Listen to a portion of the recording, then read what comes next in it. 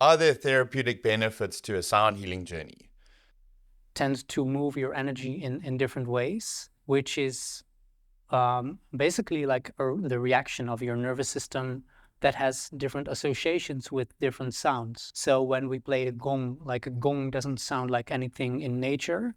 It is a very rich overtone structure, and it has also like the whole spectrum of audible sound. So when you hear a gong, you get into this spacious state, which is kind of like the outer space of your awareness, because it doesn't sound like anything in nature. It gets you into that unknown world.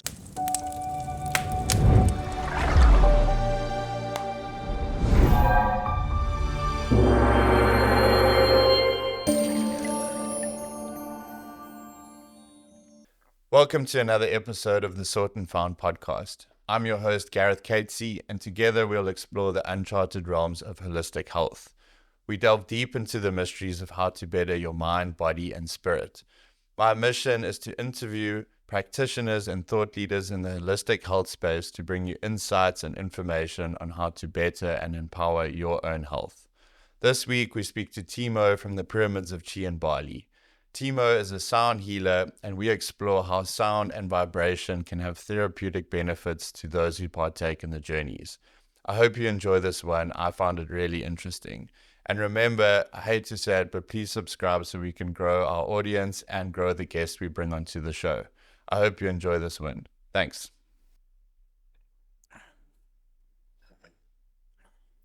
Good. How do you introduce people to beyond sound?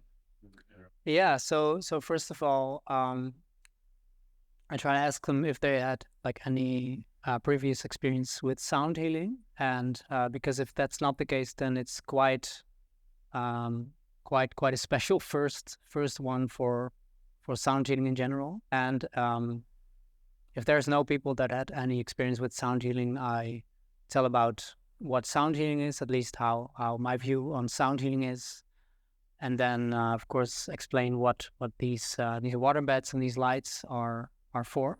And the whole combination is really a way to get you into that like deeper state of relaxation where your body and your mind heal themselves. And there's a lot of different sound healers that look very differently to that. But of course, I tell my own story, coming from a musician's background. And in general, with sound healing, if you just go to a sound healing, it's already very impactful in how you can reach that state, theta state, where your parasympathetic nervous system becomes activated, which is something that your body automatically does when you go to sleep. And also when you meditate, like when you're a trained meditator, then you learn how to keep your awareness open in that state. And if that's not the case, then you just fall asleep. But that state is something that is very hard to reach for most people that are not trained meditators. So that is where the sound plays a very big role, because the sound, especially these kinds of instruments, can hold the space for your awareness. And I always also kind of like make the comparison coming from a musician's perspective. I'm a trained musician, been a musician all my life. I was a piano teacher. And transitioning from that space into sound healing creates this view for me, because like, yeah, sound healing is something that happens internally when you also listen to music that you like. So in that sense, it's not that different. But if you go to a sound healing, then the experience is not so much centered around the artist or the piece of music, but really about your own experience. And that is for me the biggest difference between music, sound healing, and then yeah, you get to these deeper states of relaxation where your body starts to heal itself. And this is all like amplified by the water beds and the lights, which are like a world on their own, especially the lights. And beyond sound is really a way to have the sound healing experience, but to step it up a little notch to make it even more immersive and to make it easier for you to reach that theta state and stay there for longer periods of time. Why sound? What's the relevance of sound, vibration in terms of healing, and why sound for you? Yeah. So our bodies, our minds, our nervous system react to sounds in different ways. So when you are in traffic and there is a lot of chaotic noise around you, then you have a very different reaction than when you are in nature and you hear the wind going through the trees and you hear the birds sing. So sound has a very big impact to how you feel in your body and how relaxed you feel. So different sound tends to move your energy in different ways, which is basically like the reaction of your nervous system that has different associations with different sounds. So when we play a gong, like a gong doesn't sound like anything in nature. It is a very rich overtone structure, and it has also like the whole spectrum of audible sound. So when you hear a gong, you get into this spacious state, which is kind of like the outer space of your awareness, because it doesn't sound like anything in nature. It gets you into that unknown world. Whereas where you hear a didgeridoo, which is the oldest instrument in the world, and it's been in the collective consciousness for a very long time, and you can actually create natural sounds with it, like imitating birds or dogs or those kind of sounds. So that instrument tends to get you much more to the ground, and it's much more a grounding experience. And yeah, of course, also to work with sound and silence is very important. Mm-hmm. Everything that we know in this universe and this reality goes in cycles and has something to do with vibration and frequency.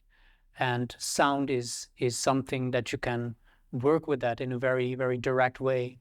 And the ancient Greeks already used to say that music is the mother of all arts.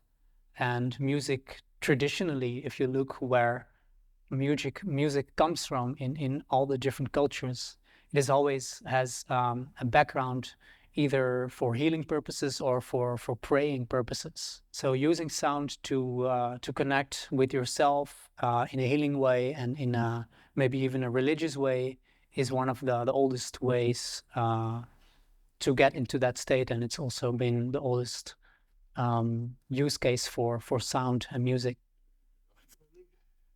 Some of the challenges in terms of choosing a path as a healer and in sound and stuff. Like, what's your journey been to be? Yeah. So I, when I was 8, like I had my first piano lessons, and when I was 12, I got my first guitar. And even though I had like different dreams as a kid, wanting to do different occupations, eventually I turned up being a musician and going to conservatory, being trained as a musician and all that. And like right after I graduated, I actually went through a phase also of letting go of certain labels within myself, because I think everyone nowadays has some kind of identification with what they're doing. If you ask someone like, what do you do for a living? Then people automatically come with something. And oftentimes it might not be that simple, even when you are very good at making music or whatever it is. There still might be something that is still a part of you, but doesn't necessarily fall into the category of being a musician.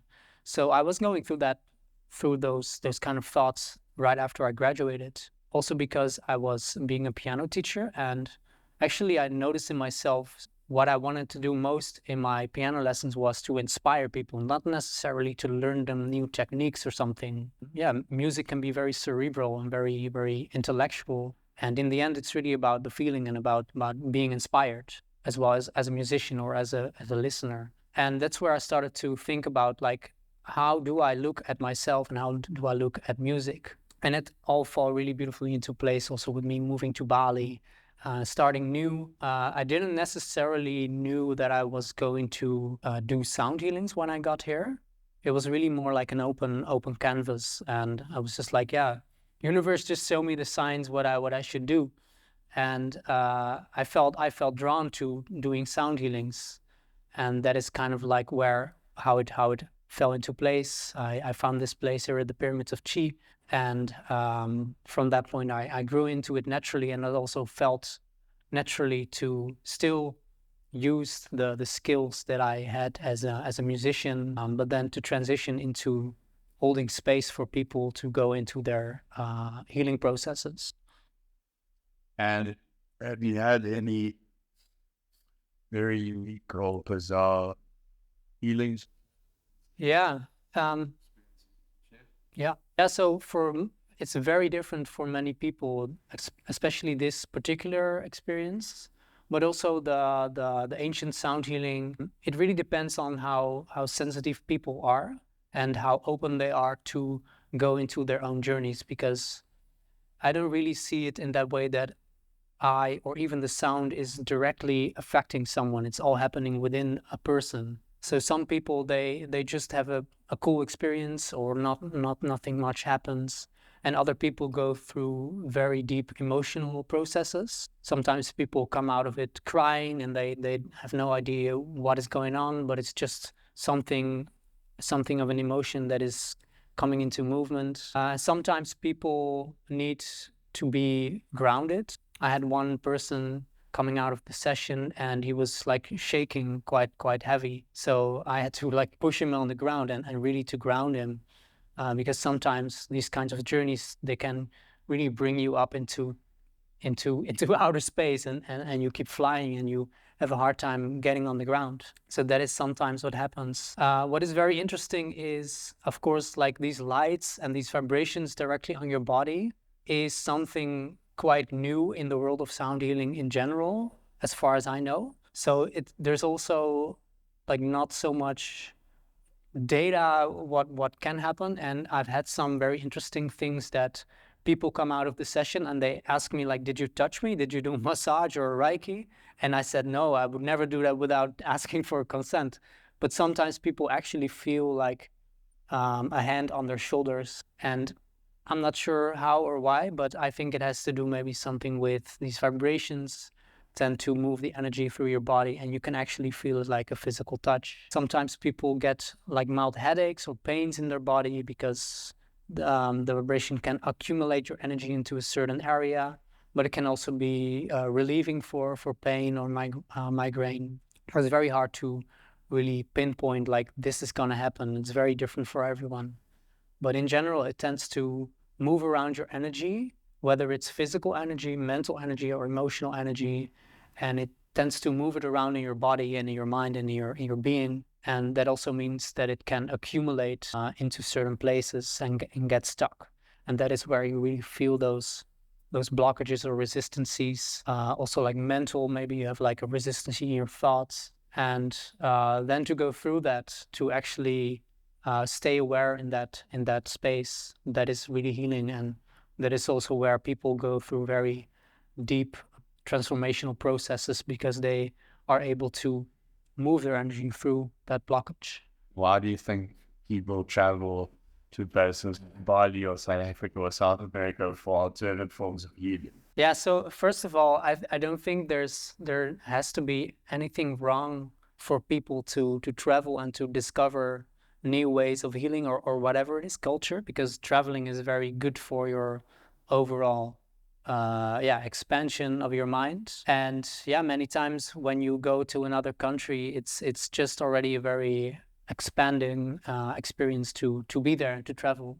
But I do think there in the Western world, and maybe not only in the West, but like in the modern way of thinking, especially in sciences, several sciences, and in medicine, the main difference that you see between that and the traditional Eastern ways of thinking is, of course, that the Eastern ways are much more holistic, and they tend to see things in complete in a holistic way, where there are less separations between mind and body and emotions, for instance. And in the end, I think we need them both, because the Western sciences and healing arts are very direct, and they are really good at pinpointing one and isolating one specific thing that might be wrong with you and have something very specific to approach that or to heal that. But that's not the whole complete reality. For any disease or any illness, you always have to look at the total image, and the Eastern ways of looking at the body and the mind give much more tools for that to clarify what might be wrong, and also how something wrong with your organs might have might have to do with various things. I had a shiatsu massage once, and I had something going on in my back. I felt like in my back, and then they were doing something with my toes and my neck, and that eventually, like, all those pieces in the puzzle fell together, and I felt it click in my back, because it's all connected. You don't have to only address the point where it's hurting. It's a whole it's a total connection of the body and the mind and the soul. Yeah, why do you think so many people travel to Bali? You know, why are there like seekers that come here? How many people do you girls at her jobs on a daily basis? Yeah, good question. Yeah, actually, I don't know that much about the history of Bali, but it's certainly a place where there's a lot of healing energy, and there's a lot of traditional ways to heal as well from the Balinese. But I think in recent times it became more also of a modern accumulation point where many people go to travel, and therefore also to stay there and to learn from each other, and became kind of like a hotspot for people with that traveled a lot. So they learned a lot from different cultures, and and it's in general, it's,